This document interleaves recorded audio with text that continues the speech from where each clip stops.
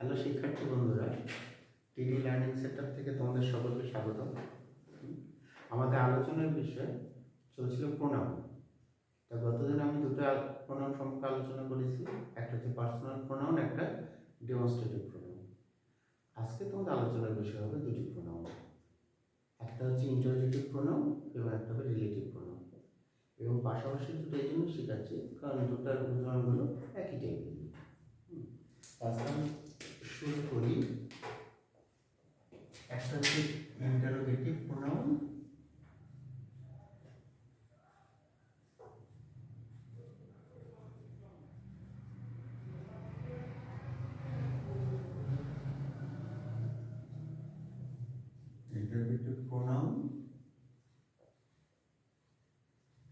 আরেকটা হচ্ছে relative pronoun.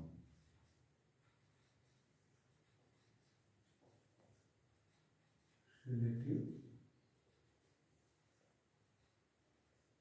Pronoun, ঠিক আছে। প্রথম ইন্টারোগেটিভটা বলি। ইন্টারোগেটিভ প্রোনাউন বলতে মূলত ডাব্লিউএস কোশ্চেনটা লাগে। তো প্রথমে ডাব্লিউএস কোশ্চেন কয়টা? মোট ডাব্লিউএস কোশ্চেন হচ্ছে 9টা। এর মধ্যে 5টা পরে প্রোনাউন এবং অ্যাডজেক্টিভের মধ্যে, আর 4টে পরে অ্যাডভার্বের মধ্যে। কারণ এই 5টা দিয়ে মোটামুটি ব্যক্তি, বস্তু, প্রাণী এগুলোকে বোঝানো হয়, আর বাকি 4টা দিয়ে এই ব্যক্তি, বস্তু, প্রাণীকে বোঝানো হয় না। তখন সেই ক্ষেত্রে সময়, স্থান, তারপর মাত্রা, কারণ এগুলোকে বোঝানো হয়। তো দেখো, প্রথম কিন্তু আমি দিচ্ছি হু, হুম, what, which, whose। এগুলোকে তুমি প্রোনাউনও বলতে পারো, আবার অ্যাডজেক্টিভও বলতে পারো। কারণ এগুলোর পরে যদি কখনো কোনো নাম চলে আসে তখন সেই ক্ষেত্রে সেটা অ্যাডজেক্টিভ। আর বাকি যে 4টা আছে, where, when, why, how, এই যে 4টা থাকলো, এই কয়েকটা হচ্ছে অ্যাড।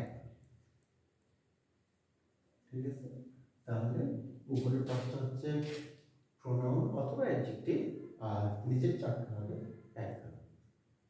তাহলে আমরা এই নিচের 4টাকে মুছে দিই। তাহলে আমরা ইন্টারোগেটিভ প্রোনাউন পাচ্ছি কি 5টা। ইন্টারোগেটিভ প্রোনাউনের বৈশিষ্ট্যটা হচ্ছে শুরুটা তাদের ডাব্লিউএস দিয়েই হবে এবং শেষে কিন্তু একটা প্রশ্নবোধক চিহ্ন হবে, তাহলে সেটা ইন্টারোগেটিভ। আমরা তো সব জানি যে ইন্টারোগেটিভ হলেই কিন্তু প্রশ্নবোধক হয়। তাহলে এই ক্ষেত্রে যদি এই শব্দগুলো থাকে একদম বাক্যের শুরুতে এবং শেষে যদি প্রশ্নবোধক চিহ্ন থাকে, তাহলে সেই ক্ষেত্রে এগুলি হবে ইন্টারোগেটিভ প্রোনাউন। আবার অ্যাডজেক্টিভ দিছি কেন? যে হুইচ আর হুজের ক্ষেত্রে দেখা যায় যে কখনো হুইচ আর হুজের পর নাউন চলে আসে। যদি নাউন চলে আসে তাহলে সেটাই হয়ে যাবে কিন্তু আবার অ্যাডজেক্টিভ। যেমন আমি যদি বলি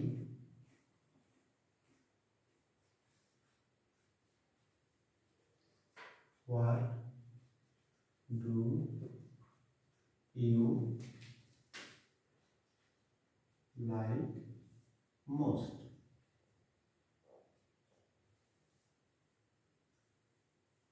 আবার এটা বলতে পারি হোয়াট ডিড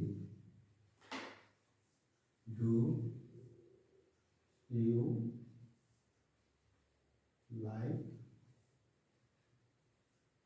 মোস্ট। তো দেখো, এখানে কিন্তু শুধু হোয়াট আছে, আবার এখানে হোয়াট আছে, ইএমএস অর্থাৎ একটা নাম দেওয়া আছে।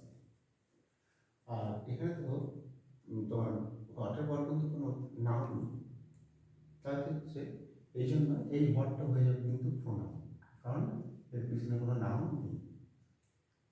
কিন্তু দেখো গেমে কিন্তু একটা নাউন আছে না, তাহলে সেই ক্ষেত্রে হোয়াটটা এখানে হয়ে যাবে অ্যাডজেক্টিভ। তাহলে ইন্টারোগেটিভ প্রোনাউন যদি এটা থাকে তাহলে এটা হবে ইন্টারোগেটিভ অ্যাডজেক্টিভ। যেমন তো লিখতে হবে না, which pen do you want, কোন কলম কিছু আবার এইভাবেও লেখা যায়, which of the pens do you want. এটা দেখো হুইচের পর কিন্তু নাম দেওয়া আছে, এই জন্য এটা হয়ে গেল ইন্টারোগেটিভ অ্যাডজেক্টিভ, কিন্তু এটা হুইচের পর কিন্তু নাম নেই, তখন এটা হয়ে গেল কিন্তু ইন্টারোগেটিভ প্রোনাউন। তাহলে আমরা ইন্টারোগেটিভ প্রোনাউন কয়টা পাচ্ছি? 5টা, হু, হুম, হোয়াট, হুইচ, হুইচ। ঠিক আছে। আর মজার ব্যাপার হচ্ছে এই উদাহরণগুলি কিন্তু, এই ইন্টারোগেটিভ উদাহরণগুলি কিন্তু রিলেটিভ প্রোনাউনে আসবে। তবে রিলেটিভ প্রোনাউনের শর্তটা হচ্ছে এগুলো সাধারণত মাঝখানে বসে এবং দুটো নামের মধ্যে এটা কিন্তু একটা সম্পর্ক সৃষ্টি করে। মোট কথা আমরা যেটা অ্যাপোজিটিভের মতো বলি সেটা প্রকাশ করা হচ্ছে এই শব্দগুলো, এবং শেষে প্রশ্নবোধক হবে কি তোমার ফুল স্টপ হবে, সেটা সবসময় প্রথম অংশের উপর নির্ভর করে। প্রথম অংশ যদি হ্যাঁ বোধক বা না বোধক হয় তাহলে দেবো ফুল স্টপ, আর যদি প্রথমটা প্রশ্নবোধক হয় প্রথম অংশটা তাহলে হবে প্রশ্নবোধক। তাহলে আমরা এই উদাহরণ দিয়েই পারি,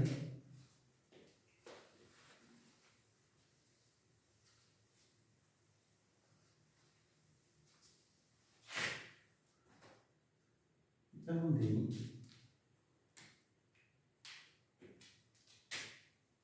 I know the man who is a doctor। তার মানে কি, আমি তাকে চিনি যিনি একজন ডক্টর, অর্থাৎ এই মানুষটি কিন্তু এই ডক্টর। এবং এই দুইটা নামের মধ্যে কে সম্পর্কটা সৃষ্টি করলো? এই সেক্ষেত্রে হুটাই হয়ে যায় কিন্তু রিলেটিভ প্রোনাউন, কারণ রিলেটিভ হচ্ছে রিলেশন থেকে আসছে, অর্থাৎ সম্পর্ক থেকে। অর্থাৎ দুটার মধ্যে যখনই সম্পর্ক সৃষ্টি করবে তখন যে প্রোনাউনটা আছে সেটাই হবে রিলেটিভ প্রোনাউন। যেমন আমি বলতে পারি যে I want the boy whom you know। আমি এই বালকটাকে চাই যাকে তুমি চেনো। এখানটা হিসাব মতো নোয়ার পর অবজেক্টটাতে আনে নো দা বয় হতো, তাহলে এই নামটাই কিন্তু এদের সাথে সম্পর্ক সৃষ্টি করতেছে, যে বালকটাকেই খুঁজছে সেই বালকটা তাকে চেনে। এই যে এখানটা হোমটা যে থাকে, এই হোমটাই কিন্তু হয়ে গেল রিলেটিভ প্রোনাউন। তো তাহলে দেখো হু, হোম এগুলো আসতেছে, তাহলে রিলেটিভ আর ইন্টারোগেটিভের মধ্যে এটাই পার্থক্য হচ্ছে যে ইন্টারোগেটিভ প্রোনাউনে তোমার প্রশ্নের চিহ্ন থাকবে এবং এগুলো সবসময় শুরুতে থাকে, আর রিলেটিভ প্রোনাউনে এগুলো সাধারণত মাঝখানে থাকে এবং শেষে প্রশ্নবোধক হয় না। পরিষ্কার? আর রিলেটিভ প্রোনাউনের মধ্যে আরেকটা জিনিস বলি, যেন আমরা অনেক সময় একটা অ্যাডভার্ব জানি, যে অ্যাডভার্ব না, একটা কনজাংশন যে বাট, বাট একটা শব্দ আছে, সেই বাটটা কিন্তু অনেক সময় রিলেটিভ প্রোনাউনের কাজ করে। তোমাদের ক্ষেত্রে আমি তোমাদের দেখাই,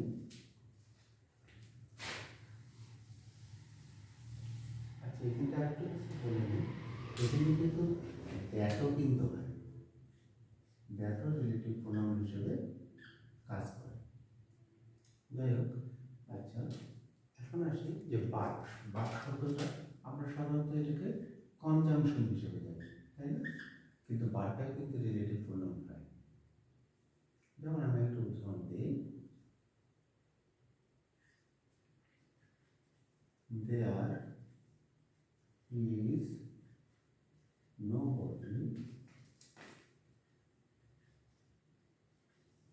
who does not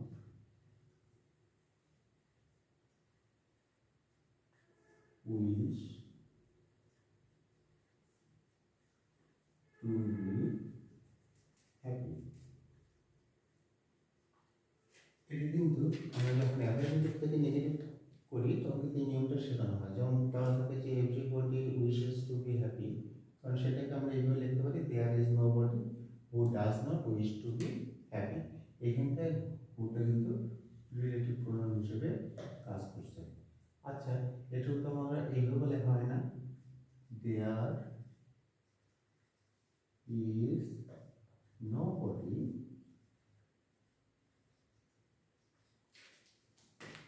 but wishes to be happy। লেখা হয় না? এই তাহলে যে বার্ডটাতে দিলাম, এই ক্ষেত্রে বার্ডটা কিন্তু রিলেটিভ প্রোনাউন হিসেবে কাজ করছে। যদিও বলছেন এখানে বার্ডের অর্থ কিন্তু না অর্থ প্রকাশ করছে, যার জন্য এটা রিলেটিভ প্রোনাউন হিসেবে কাজ করছে।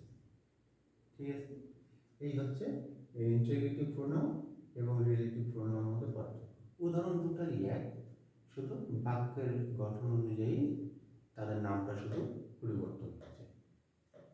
তো আজকে এটাই থাকবে, আগামী দিন বাকি প্রোনাউনগুলো সম্পর্কে আলোচনা করব। ধন্যবাদ সবাইকে।